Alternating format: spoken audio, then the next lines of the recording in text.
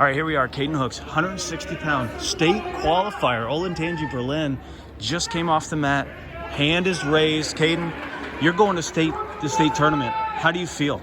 Honestly, I'm kind of a little surprised at myself for actually getting this far. This is my first time since middle school I've actually made it anywhere close to this far.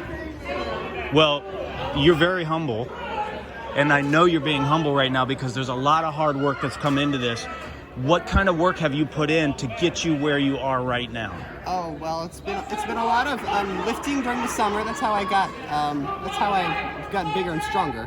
And then there was a lot of seasonal training with some guys who challenged me and pushed my buttons, and some coaches that also challenged me and pushed my buttons, and staying at a good weight by maintaining, controlling my diet, so I didn't have to work as hard to stay at regular around 160-pound weight.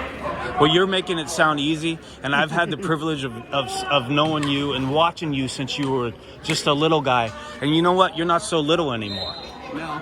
In fact, my grandmother and my mom were here yesterday, and they were talking to one of the coaches, and he was kind of in a little bit of shock trying to figure out how it was I got so big and strong. He was asking questions like that, like, how does he run on the treadmill? It's like, how does he know when an hour's up? He's like, he just has his phone on him. Well, you I again. wasn't there, but it sounded kind of funny. Well, again, you make it sound easy. How does he do this? How does he do that? We are all looking in awe at you. Honestly, when it comes to the mat, it only takes a couple of modifications. All we have to do is keep in contact, and whenever we break contact, we start again. Other than that, I'm pretty much normal. Okay, but then you double leg the guy, and then you take him down, and then you hold him down, and then you turn him. I've seen it. That happens from time to time. Leg attack's not my forte, but it happens. All right, so you're standing. I think some of the easy stuff is on the mat. I mean, that's where everything comes together. The challenge, as far as the blindness and being on the spectrum, that comes in the wrestling room. That comes in the weight room. That comes in the off season, because you can't just go take off and run 3 miles. You know, you got to plan ahead. You got to have the equipment. You can't, grab somebody and just go and wrestle, because, he's got to have a partner that kind of knows his deal. So learning the technique and drilling the technique and that type of instruction, he only gets that in the wrestling room. He can't get it by watching flow. He can't get it by watching inside the circle. He can't get that stuff.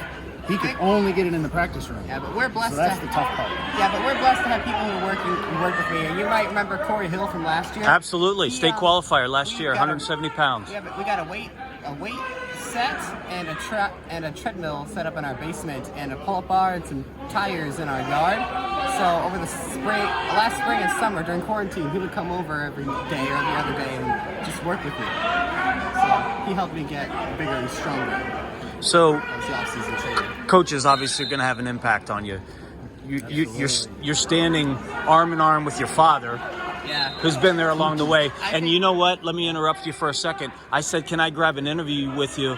And you said, I want my dad there. He's been an integral part of my development. So tell us a little bit more about that. Well, I believe it was, he likes to try and encourage me, and eventually he decided to just become an assistant coach so that he could be around the mat and help me out, because the coaches are allowed to circle the mat to kind of, so that no matter where I am, I have someone to tell me if I'm near the edge of the mat, like near the out of bounds line,